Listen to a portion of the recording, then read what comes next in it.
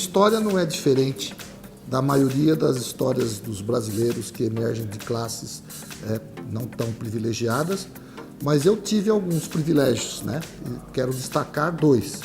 Um foi o que foi me dado por Deus, que é a perseverança, que é a coragem, que é o nunca desistir. Isso já é doado, já é um presente divino. E o segundo são as circunstâncias que me colocaram no mercado.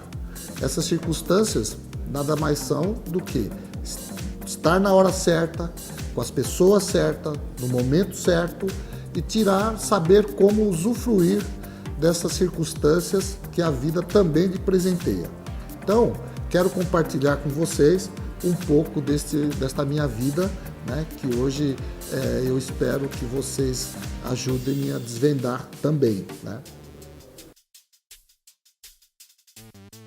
Bom, a minha história começa, como eu já disse, como milhares de meninos que vão para o Senai, né, que era uma das poucas opções de educação que existia no período em que eu estava na idade escolar. E eu fui privilegiado por um professor chamado Valdemar, que me colocou na Escola de Artes Gráficas. Essa escola, ali começou a mudar a minha vida, porque eu pude ter contato com a arte, e esse contato foi o que abriu as primeiras portas para a minha vida, né? Então, dali que eu fui para a Europa, fui bolsista e desvendei um mundo novo, praticamente impossível para a maioria das pessoas. Por isso que eu sou sempre grato ao privilégio que eu tive de ter bons professores e de ter a oportunidade de experimentar a vida no exterior, especialmente na cidade mais bonita do planeta, que é Paris. Então passei uma vida muito boa em Paris, estudei bastante, pesquisei muito e isso que eu quero compartilhar também com vocês daqui para frente. Quando voltei para o Brasil, tinha que cumprir alguns compromissos, fui convidado pelo professor Pietro Maria Bardi a mostrar meu trabalho no Museu de Arte de São Paulo. Quando tive a oportunidade de mostrar esse trabalho, meu trabalho agradou ao professor Pietro Maria Bardi, que imediatamente me levou na presença de um dos grandes empresários do setor cosmético da época e da perfumaria, que era o senhor Aparício Basílio da Silva, a quem prontamente me ajudou, e o meu primeiro emprego foi em sua perfumaria, que na época era bastante famosa, que chamava Perfumaria Rastro. Bom, depois da Perfumaria Rastro, eu também tive mais um grande privilégio. Conheci uma pessoa chamada Aldo Astolfi, que nessa época era o presidente de uma empresa que se chamava Marchand. E a Marchand tinha algumas marcas que não se desenvolviam e me passaram a incumbência de criar uma linha nova, que até hoje é um dos projetos que mais me dão reputação, me dão prestígio, que é criar o Cenoura e Bronze, né? Desenvolver o Cenoura e Bronze, que é uma marca de protetor solar que até hoje praticamente o Brasil inteiro conhece. Esta foi a minha primeira marca de sucesso. Posto isso, fui para a segunda marca, que se chamava Yves de Marchand e depois Trebrut de Marchand. Isso já no meu escritório novo, né, já como profissional, e foi muito interessante, porque aí eu comecei não só a trabalhar na questão do design, mas também comecei a desenvolver o meu nariz. E a partir desse desenvolvimento do meu nariz, foi que eu pude começar a trabalhar na área da fine fragrance, dos perfumes seletivos, da perfumaria fina.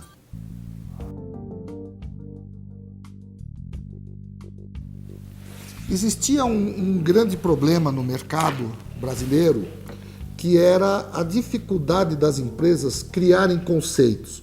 Se hoje nós temos essa dificuldade de criar conceitos que sejam conceitos relevantes, tenta imaginar 30, 40 anos atrás, era muito difícil.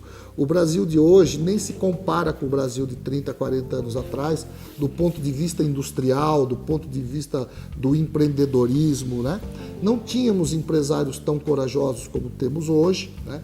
Obviamente, isso dificultava sobremaneira o meu trabalho. Foi aí que eu comecei a desenvolver publicações especializadas. E a minha primeira publicação chamava-se Charme. Essa revista Charme foi um marco na vida editorial brasileira, porque ela trabalhava exatamente com as entrelinhas das pessoas. Então eu entrevistava grandes personagens, como Fernanda Montenegro, o jogador Sócrates, Clarice Abujamra, mas jamais perguntava aquilo que as pessoas queriam, já sabiam delas. Eu fui buscar exatamente as entrelinhas das pessoas. E isso mudou um pouco a maneira de se fazer entrevista no Brasil, né? E que foi muito interessante. Até nessa época, a Clarice Abujamra, ela era casada com o Antônio Fagundes. Quando eu terminei a entrevista, ela ficou assim impressionada e me disse: mas espera, você não vai me perguntar do Fagundes? Aí eu falei: não, eu vim aqui entrevistar você, não o seu marido, né? Aí ela agradeceu, porque todas as pessoas que se aproximavam dela, no final sempre fazia alguma pergunta do seu marido, que naquele momento não era o objetivo da entrevista. Então, a revista Charme foi um marco editorial brasileiro, né? Nesse mesmo período, por acaso eu fiz uma descoberta que a Biblioteca de Londres estava enviando pessoas para poder pegar algumas peças brasileiras, né, para agregar, para aumentar o acervo da Biblioteca de Londres sobre a parte brasileira, né? Nesse período eu já estava mais ou menos, já estava com uma situação financeira bastante confortável e comecei a adquirir, comprando livros raros, comprando pedras litográficas, tudo aquilo que interessava aos europeus, especialmente aos ingleses, especialmente ainda a Biblioteca de Londres. Com isso, o que nós fizemos? Nós montamos o Museu das Artes Gráficas e começamos a adquirir um acervo que hoje é um acervo muito respeitado, tanto na área das gravuras, tanto na área dos livros raros. Nossa coleção de livros raros vai de 1501 até o final do século XVIII, e hoje temos o maior acervo de pedras litográficas hoje da América Latina, né? Então nós já nascemos com o intuito de preservar a cultura brasileira, de preservar as coisas boas que o Brasil produz, né? E enaltecer essas coisas boas no exterior, né? Depois eu quero ter a oportunidade de contar um pouco sobre a nossa experiência exatamente em Paris e em Bolonha, na Espanha, na Itália, desculpe.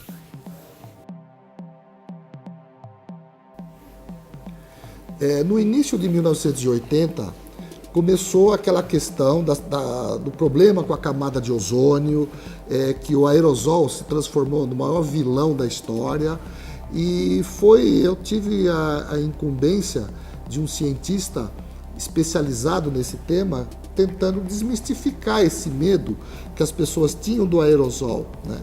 Foi aí que nós começamos a fazer congressos especializados, voltados para o mercado, mostrando que o sistema aerosol era um sistema moderno, é um sistema confiável e, mais que isso, ele é um sistema que salvava vidas.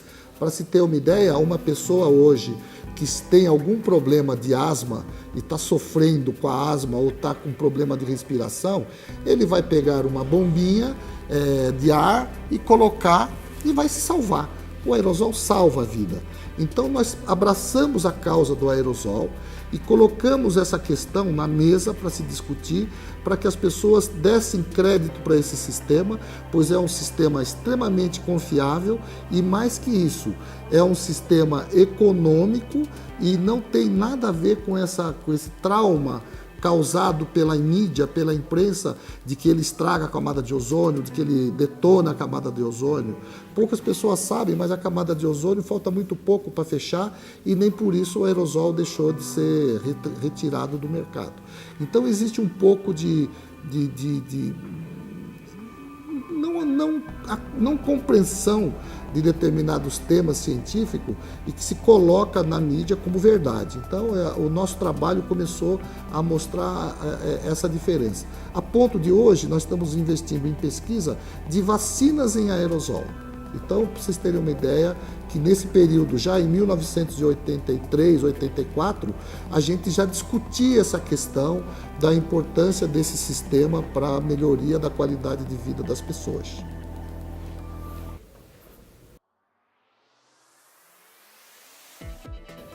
Existe uma pessoa muito importante na minha vida que chamava-se Ari Cândido Fernandes.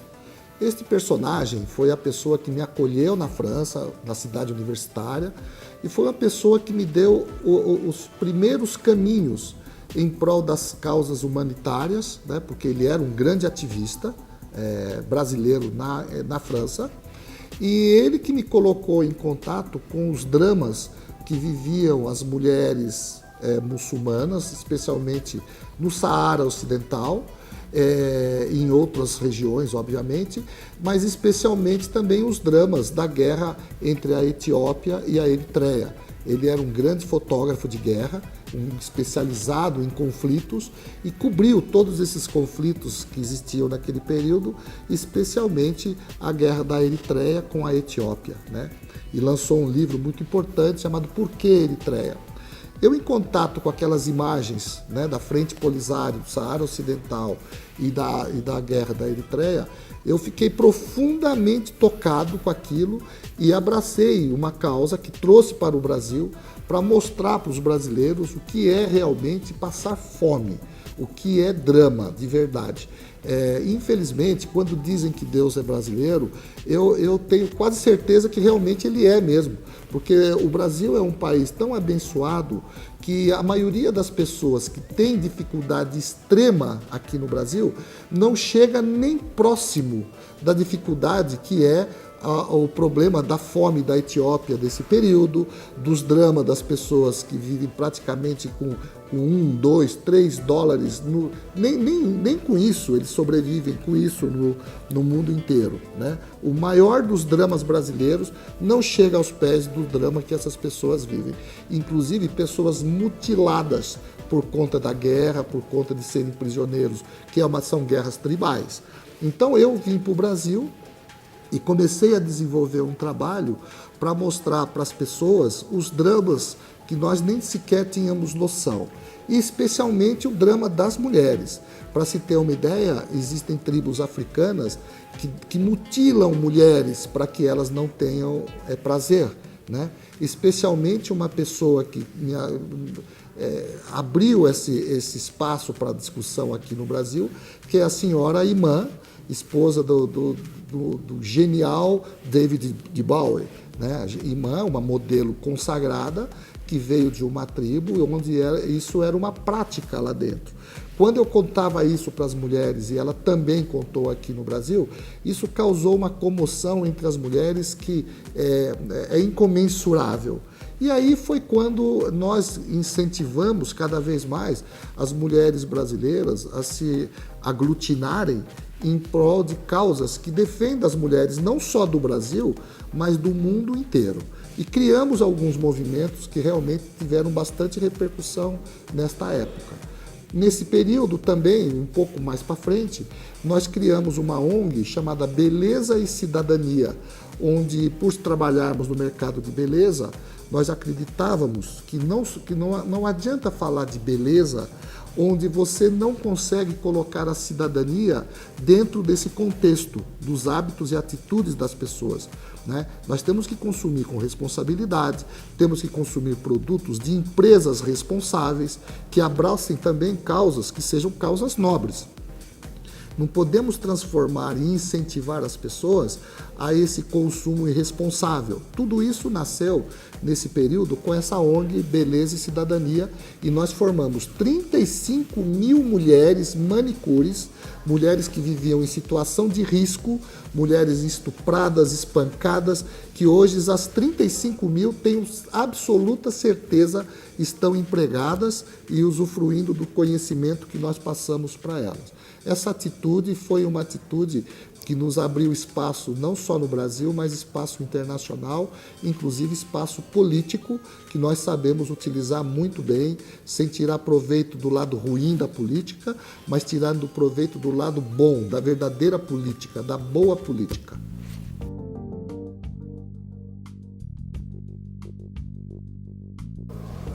Gente, a coisa mais difícil que existe para um designer é ser designer num país onde não existe materiais para você desenvolver. Nesse período, o setor de embalagem brasileiro não funcionava, o setor de casas de essências e fragrâncias não funcionava, a indústria gráfica não existia, era uma tragédia muito grande trabalhar nesse Brasil no período pós-ditadura. Você tinha muito pouca possibilidade de desenvolvimento. Foi aí que eu tive a ideia de criar duas coisas que eu julgo que foram extremamente importantes para o mercado. Primeiro, a revista Atualidade Cosmética. Essa revista foi um marco do segmento de cosmético do Brasil e o prêmio Atualidade Cosmética.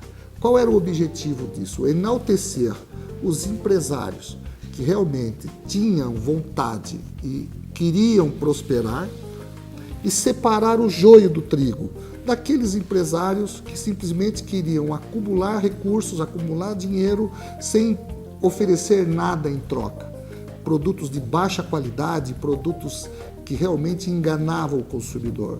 O Prêmio Atualidade Cosmética nasceu para enaltecer exatamente o empresário que queria prosperar, talvez com muita dificuldade, mas ele queria prosperar, ele queria fazer uma boa entrega para os nossos consumidores. E aí a revista Cosmética abraçou essa causa. Hoje, graças a Deus, ela é dirigida pelos meus filhos e é a principal publicação desse segmento, desde o México até a Patagônia. E hoje o Prêmio Atualidade Cosmética, ele abraça toda a América Latina, porque nós acreditamos que a América Latina deveria ser uma só. Os pensamentos estratégicos não deveríamos pensar isoladamente. Mesmo o Brasil sendo uma ilha de um país com uma língua lusofônica inserido dentro de um contexto hispânico, mas nós deveríamos pensar América Latina, não simplesmente pensar Brasil, Argentina, Colômbia, México. Somos todos partes de um sistema só, abaixo da linha do Equador, um pouco acima, mas que na verdade todos nós temos uma responsabilidade muito grande de encontrarmos o nosso espaço no contexto universal. E para sermos tratados de uma maneira diferente como nós somos tratados hoje, principalmente na área do cosmético e da perfumaria, pelos europeus, pelos americanos, especialmente japoneses. Hoje não existe crédito, não nos dão crédito pelo nosso trabalho do ponto de vista da qualidade que nós conseguimos atingir. Não adianta sermos o maior mercado de consumo do mundo se não formos reconhecidos como gente capaz de produzir coisas tão eficientes, tão importantes, com tanta qualidade como qualquer um outro deles fazem, né? Os franceses, especialmente os franceses, os italianos, a Espanha, que tem uma boa perfumaria, né? E daí por diante. Nesta época, eu tive o privilégio de ser convidado para ser professor da Escola Superior de Propaganda e Marketing, né? E o que era muito interessante, porque eu era muito jovem, tinha apenas 23 anos de idade, praticamente a idade dos meus alunos, e o que me possibilitou uma convivência acadêmica muito interessante, porque hoje muitos dos meus ex-alunos são pessoas que estão aí no mundo da mídia, são apresentadores de programa, de TV, e isso hoje me enche de orgulho por esse período que eu estive na Escola Superior de Propaganda e Marketing. Nesse período também conheci uma professora chamada Maria Ilza Munhoz, né, e que tinha características bastante peculiares, né, porque ela era uma mulher grande e não existia produtos para mulheres grandes. E não existia também produto para pessoas negras, né? Era muito difícil você encontrar produtos especialmente para as mulheres. Foi aí que eu criei uma feira, né, junto com alguns amigos, que é uma feira que foi chamada de Etnic, né, Feira Internacional de Beleza Afroétnica. E isso teve uma repercussão muito grande no mercado, porque nós fomos contemplados, né, com um chamado do programa do Fausto Silva, né, o Domingão do Faustão, para poder mostrar o que se fazia dentro da feira e nós transmitimos ao vivo, direto para o programa do Faustão, um desfile de lingerie para mulheres negras, né? E o resultado disso foi que, naquele momento, nasceu uma moda íntima para mulheres negras, inspirada nas peculiaridades do corpo da mulher afrodescendente, né? Que até aquele momento não existia uma lingerie específica para isso. O que foi marcante desta atividade, né, desta ação, é que as mulheres negras, elas ficam muito sedutoras, elas ficam muito elegantes quando usam lingeries com tons metálicos, né, que até aquele momento não existia nada de tom metálico para esse grupo, né? E a partir desse movimento foi que se criou moda íntima para mulheres negras e se criou maquiagem, produtos para cabelo, né, produtos para o embelezamento da mulher negra. Esse foi o início dessa questão da beleza afroétnica. Bom, convidamos vários países para participar das nossas atividades de expansão do mercado afroétnico do Brasil. Todos os países, porque poucas pessoas sabem que a Nigéria é o país com o maior número de negros no mundo, seguidas do Brasil, depois a África do Sul e depois os Estados Unidos, né?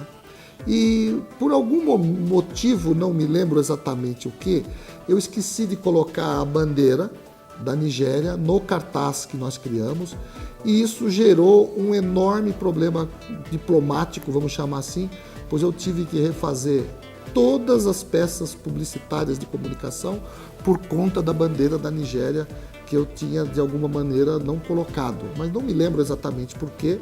E fui procurado pelo embaixador da Nigéria no Brasil na época.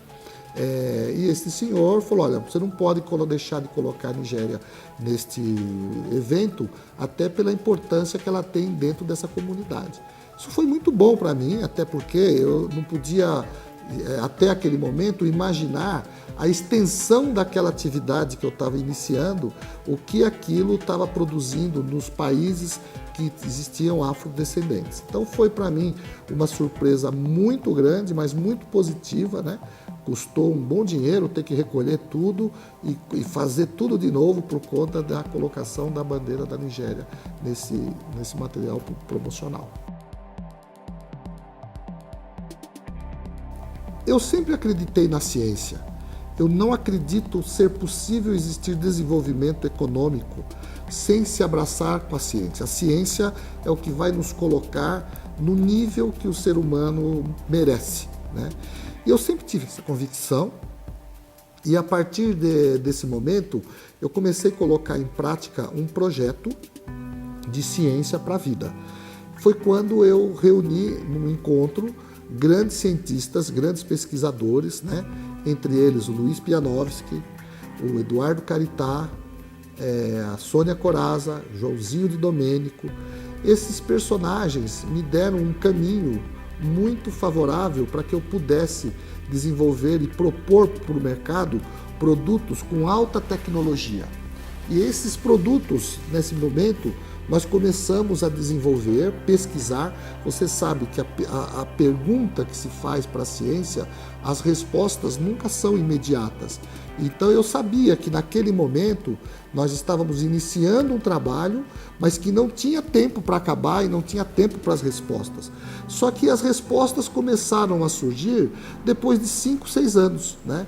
Então desenvolvemos produtos para a saúde, como o Nanosal. Nanosal, para se ter uma ideia, gente, o remédio mais vendido do planeta é uma marca que cuida da questão da pressão alta, né? que geram os nefropatas, que geram as pessoas com grande problema de hipertensão. E nós começamos a atacar esse segmento e conseguimos criar um produto com uma partícula tão pequena de sal que quando nós apresentamos para um hospital, eles falaram, olha, a Organização Mundial da Saúde estabeleceu esse ano para se estabelecer a redução do consumo de sal em 20%. Este projeto que você está encabeçando reduziu em 20 vezes a ingestão de sal, que é o nanosal. que é um produto que vai estar disponível no mercado nos próximos meses, né? É um produto vendido em farmácia, é um sal nanotécnico e terapêutico, né? Também desenvolvemos produtos para proteção da pessoa no quesito queimados. O Brasil é um país que produz muitas pessoas queimadas, queimadura ou acidental, ou no fogão, ou doméstico, ou industrial. Então, um dos cientistas mais brilhantes do nosso grupo, que é o Dr. Luiz Pianovski, criou um produto que, além de neutralizar o terminal nervoso, ou seja, cessa a dor na hora, imediatamente, forma uma película protetora que protege a pessoa no que diz respeito à desidratação e infecção, né? Esses cientistas que nós temos vários projetos, dezenas de projetos a serem lançados ao longo do ano. Então, estar do lado da ciência, para mim, foi assim como se eu renascesse. E nos dias de hoje, nós estamos agregando novos cientistas, né, cientistas brilhantes. Temos uma cientista chamada Kátia Coelho, que desenvolveu toda a tecnologia de nanoprata para poder eliminar bactérias, porque nós vivemos hoje num ambiente profundamente infectado, né? Somos vítimas dessas infecções, produzida por bactérias que eclodiram até antes do tempo em função do aumento da temperatura. Vocês sabem que o aumento da temperatura ela gera um volume enorme da eclodição dos hematófagos, que produz exatamente a transmissão de muitas doenças que hoje nós estamos experimentando. Então, essa nanoprata, ela é capaz de eliminar 99,9% das bactérias quando esse produto está em ação, né? E isso me colocou num mundo novo. A ciência me levou para um lado maravilhoso da vida. Bom, conseguimos juntar um grupo de empresários brasileiros, porque o que eu colocava? O Brasil, infelizmente, é um país sem marca. Não faz parte da cultura brasileira o empresário investir em marca. Nós investimos em produtos, mas em marca nós realmente somos ruins de geração de marca. As marcas brasileiras no exterior, com raríssima exceção, algumas que até são brasileiras e nós nem podemos acreditar que como é o caso do Maga Stern, que é uma marca mundial, global, é uma marca brasileira, né? Esse fez um belíssimo trabalho. No mais, as marcas brasileiras são marcas governamentais, marcas institucionais. Então, o que eu sinto? Eu sinto que era o momento de pegarmos marcas brasileiras e levar para a maior vitrine do planeta, que era Paris. E foi isso que nós fizemos. Então juntamos aí 14, 15 marcas e fomos em 2005 para montar o primeiro salão do Brasil em Paris, onde convidamos grandes players, tipo Galeria Lafayette, Printemps, Bon Marché, né, todas essas grandes redes de magazine, para ter contato com os produtos brasileiros. Aí se iniciou uma cultura extremamente interessante, porque se descobriu que o francês tinha muito interesse nos produtos brasileiros, especialmente os produtos naturais, que é o que interessava para o europeu nesse período, né? Então, o Salão do Brasil em Paris foi um marco internacional, né, das marcas brasileiras, e que, graças a Deus, também culminou com, depois vieram muitas marcas e que hoje estão muito bem posicionadas em Paris, em Nova York, em Milão, nos grandes centros de consumo sofisticado do mundo. Esse evento, o Salão do Brasil em Paris e o Fórum Brasil-França, eles foram um marco nas relações entre o Brasil e a França, né? Para se ter uma ideia, o vice-prefeito de Paris veio aqui, né, nos apoiar, inclusive ofereceram o coquetel de abertura do evento, E o que foi mais interessante, que no dia do evento do Fórum Brasil-França, estavam presentes lá palestrando o ex-presidente do BNDES, Luciano Coutinho, o ministro Furlan, na época a ministra Marta Suplicy, e do lado dos franceses, ministros, prefeitos, senadores. Foi um evento que marcou uma relação muito forte política e econômica entre o Brasil e a França. Um dos grandes personagens da minha vida profissional como designer foi quando eu fui apresentado pelo Zeca Marques. Zeca Marques é um personagem ímpar, né? Um personagem muito interessante, com uma vida dinâmica, tanto ou mais que a minha.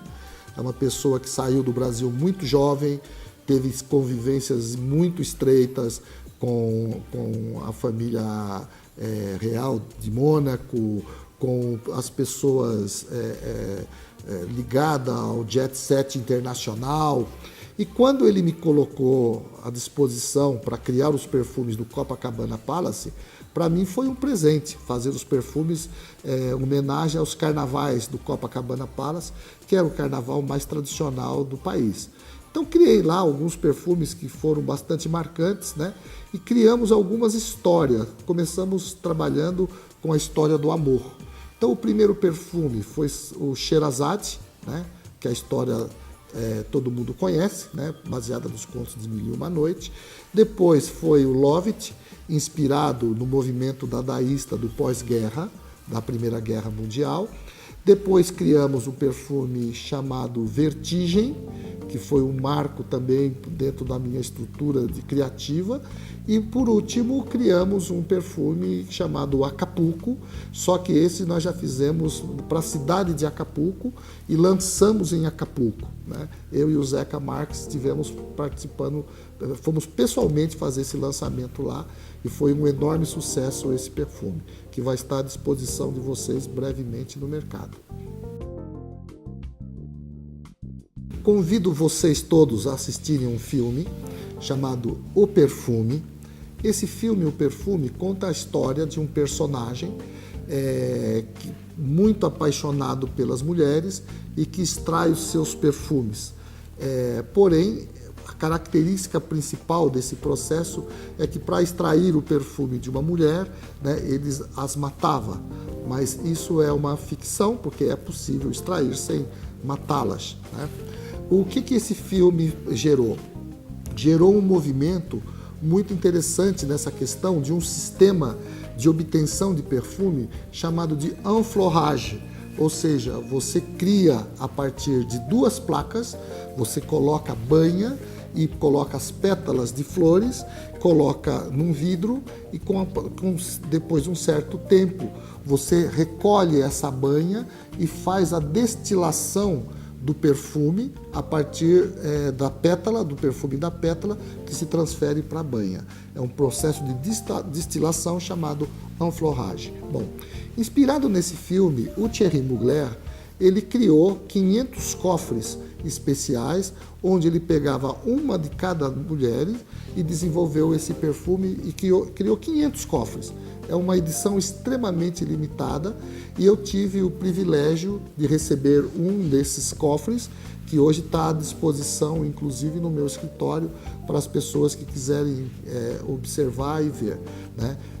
Essa é uma das peças mais importantes do Instituto do Perfume. O Instituto do Perfume foi um instituto que eu criei para poder propor para as pessoas pensar em perfume de uma maneira diferente. Hoje nós estudamos perfume pela lógica da psicanálise, da antropologia e da sociologia. Obviamente, falando do design e da questão central que é a perfumação.